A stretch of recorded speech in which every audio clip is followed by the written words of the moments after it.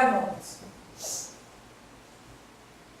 Qual a situação do espírito por ocasião da morte? Por ocasião da morte corpórea, o espírito entra em perturbação. Ele pergunta qual a situação do espírito quando o corpo morre. O espírito, por ocasião da morte corpórea, o espírito entra em perturbação e perde a consciência de si mesmo, de sorte que jamais testemunha o último suspiro do seu corpo. Todo mundo faz assim. É um suspiro, não é? Saber que não tomamos conhecimento daquela situação. Os espíritos falam que existe como se fosse aquela anestesia espiritual. A grande maioria dos espíritos não toma conhecimento, né, daquele momento em si que partiu. Muitas vezes aqueles desastres violentos, de repente o espírito não se apercebe de nada naquele momento. O que significa esse estado de perturbação? Então, esse estado de perturbação é um estado, não é essa perturbação de desequilíbrio, é uma perturbação que o espírito não sabe o que sucedeu. Está sem noção do que aconteceu. Veja como ela diz, pouco a pouco a perturbação se dissipa e o espírito se recobra como um homem que desperta de um profundo sono. Muitas vezes quando a gente sai do sono, a gente não sabe o que está acontecendo, fica assim. O espírito, no momento da morte do corpo, todos passam por esse estado de perturbação. A perturbação vai variar de espírito a espírito. Vai depender de um para o outro. Então, muitas coisas podem interferir nesse estado de perturbação. A gente vai falar mais adiante sobre isso, mas o que mais interfere é a condição moral do espírito. Né? Então, uma pessoa que de repente está com toda a sua vitalidade, de repente acontece um acidente, ela não esperava. Ela não esperava que aquilo sucedesse. Então, ela pode ter um estado de perturbação mais prolongado devido a isso. Uma pessoa que, muitas vezes a pessoa diz, eu não queria passar por aqueles momentos no hospital, momento daquelas doenças graves, onde a gente se prepara para a morte. Mas são momentos bons. Porque é um momento de preparo. Você começa a se preparar e se readaptar para uma nova situação. Ninguém quer, não é? Mas esses estados são preparações para a nova vida, para dar continuidade à vida espiritual. Então, muitas vezes o estado de perturbação é menor. Porque você já esperava que aquilo acontecesse. Você até muitos, pela dor, pela situação que se encontra, muitos já pedem para partir. Muitos ficam querendo que aquilo suceda mais rápido para voltar ao mundo dos espíritos. Então, o estado de perturbação vai variar de indivíduo para indivíduo. Mas a outra questão, que se encontra no céu e inferno, é a seguinte. Como podemos resumir o estado do espírito por ocasião da morte? Aí é o estado do espírito. O estado do espírito por ocasião da morte pode ser assim resumido. Tanto maior é o sofrimento, quanto mais lento for o desprendimento do perispírito. Eu vou dar uma paradinha aqui. Tanto maior é o sofrimento, quanto mais lento for o desprendimento do perispírito. Os espíritos falam, parece que é na Gênesis, que quanto mais pontos de ligação do perispírito com o corpo, mais o espírito sofre. E esses pontos de ligação vai depender de quê? Aí ele vai dizer, a presteza desse desprendimento está na razão direta do adiantamento moral do espírito. Quanto mais materializado o espírito é, mais pontos de ligação tem com o corpo. Vocês já leram alguns livros sobre isso, e aquele livro de irmão Jacó fala muito perfeitamente sobre isso, que existem técnicos no mundo espiritual que executam esse trabalho de desligamento. Então, se o espírito é muito ligado à matéria, logicamente, esses espíritos responsáveis por essa cirurgia perispiritual, vão ter muito mais trabalho, porque vai ter uma ligação mais forte com o corpo. Então, muitas vezes aquilo se prolonga. E em alguns casos eles podem sentir até a deteriorização do corpo. Alguns casos de espíritos extremamente materializados, extremamente apegados, sentem a decomposição do corpo. Mas, dando continuidade para o espírito desmaterializado, isso é muito importante. De consciência pura, a morte é qual um sono breve, isento de agonia, cujo despertar é suavíssimo. É o que nós queremos. Eu tenho certeza. Se fôssemos escolher, queríamos despertar de forma tranquila, de forma suave. E isso é possível. Isso é possível para todos nós. Porque quando levamos a consciência pura, levamos o coração leve, o perispírito vai se desmaterializando, os pontos de ligação vão sendo menor durante a vida. Portanto, o trabalho para a morte é em vida. O trabalho que temos que fazer é agora. Se queremos ser felizes no futuro, precisamos trabalhar o nosso espírito hoje, a nossa alma, para que o nosso despertar seja isento de agonia, de angústia. Muitas vezes a pessoa diz assim: eu estou tão cansada da minha vida. Geralmente quando a gente começa a se lamuriar. Começa a se lamuriar e a gente adora. A lamúria é algo muito conhecido nosso. E aí quando a gente está passando muitas provas na vida, muitas situações difíceis, a gente diz: eu não aguento mais, meu Deus, me leve. A gente diz isso.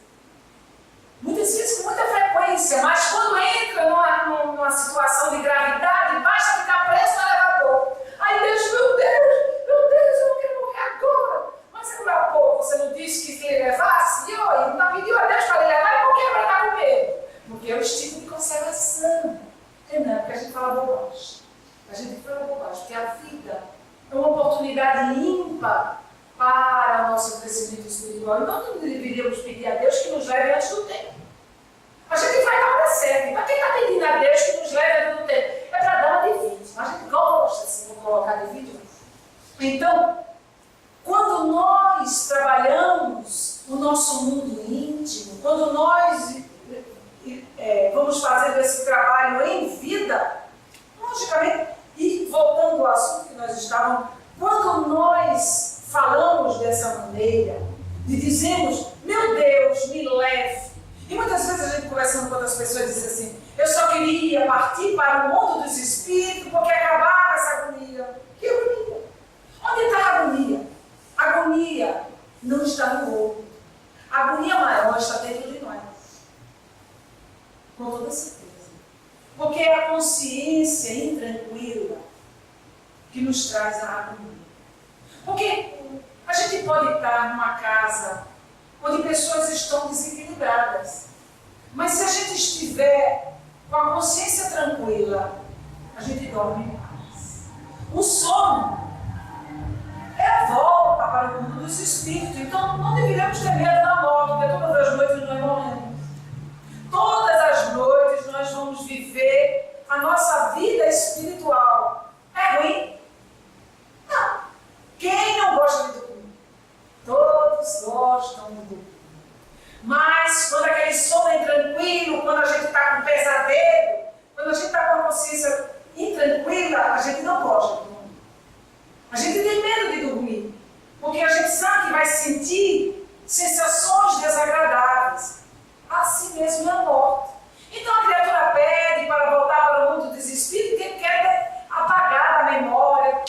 Não vai ter jeito.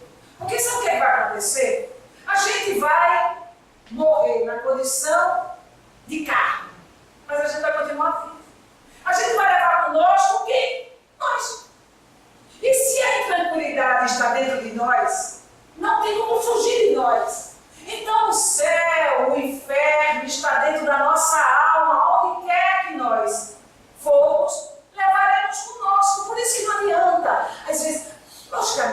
pessoa se distrai. Às vezes a gente diz assim, eu estou tão angustiado, eu estou tão aflito, eu estou passando por muitas coisas na vida, eu vou viajar. Eu vou amanhã para Paris. Mas quem é que vai para Paris? Sou eu. E eu vou levar comigo eu mesma. Então eu vou chegar em Paris como se eu estivesse em Pernambuco. Né? Eu vou ver coisa bonita, mas eu vou ficar tão triste.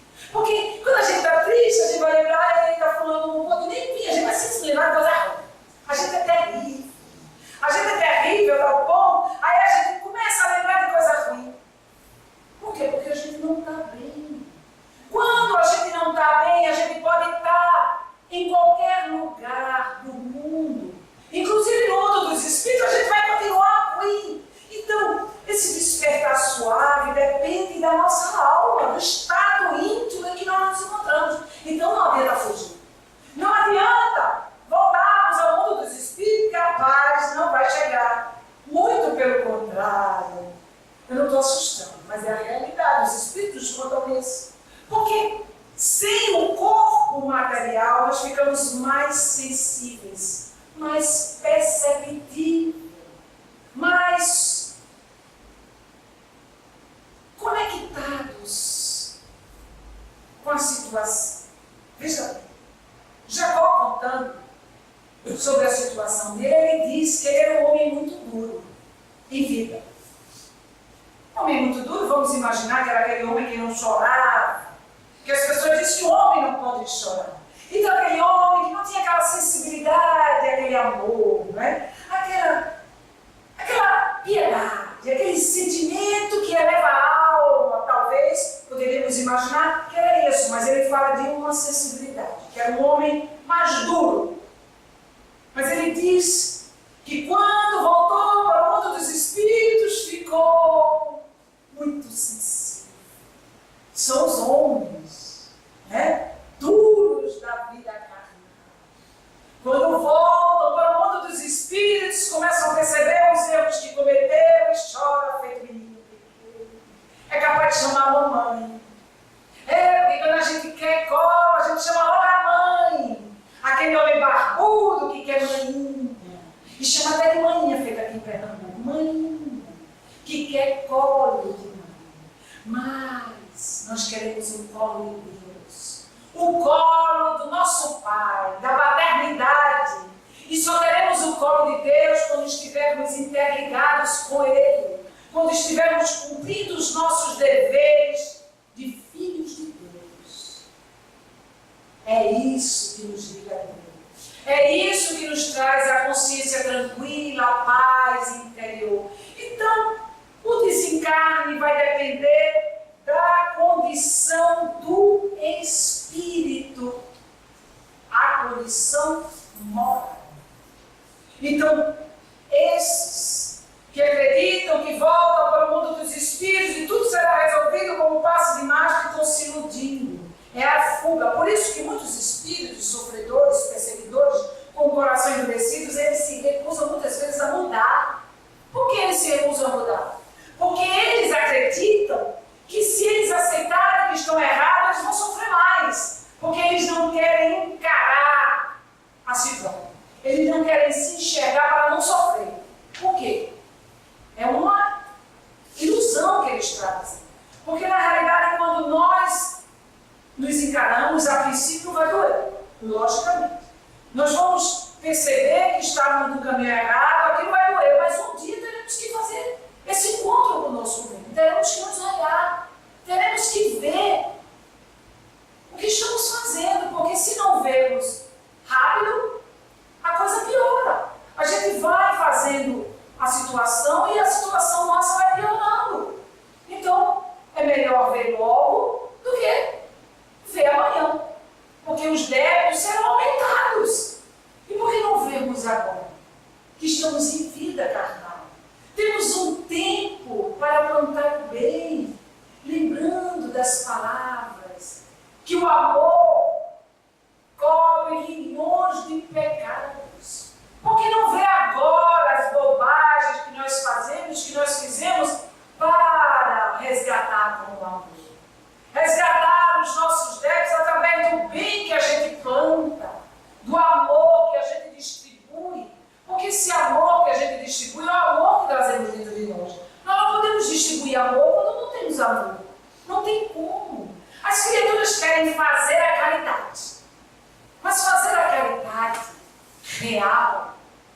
é necessário sentimento. Não dá para fazer algo que se chama caridade sem sentimento. Até a distribuição de algo que mata a fome da criatura, não podemos dar por dar.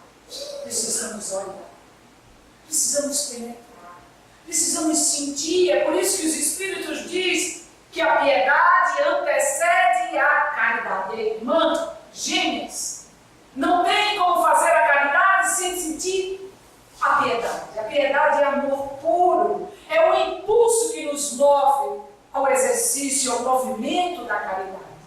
E para ter piedade, precisamos ter um coração sensível, uma alma dócil. Não estamos falando de fingimento. Porque quando a gente imagina aquela alma dócil, imagina aquela criatura que se finge de boa. Não estamos falando disso. Estamos falando da caridade real, da transparência, da verdade, da conexão com Cristo, de assumirmos o compromisso de sermos trabalhadores da vinha sem ter medo, sem recuar, não saindo, não descendo do terraço, não se preocupando com os utensílios que deixamos no meio do caminho, porque os utensílios vão ficar, até o nosso corpo vai ficar. Porque o nosso corpo o que é? Uma ferramenta de empréstimo que Deus nos concedeu para o trabalho, para o nosso desenvolvimento. Ele nos serve. Por isso que devemos cuidar bem do nosso corpo. Mas um dia ele não mais nos servirá. Servirá para formar outros corpos. Para que nós, na condição de espíritos, possamos crescer, possamos evoluir. Que Jesus e o meio do amoroso mestre nas nossas vidas, muita paz.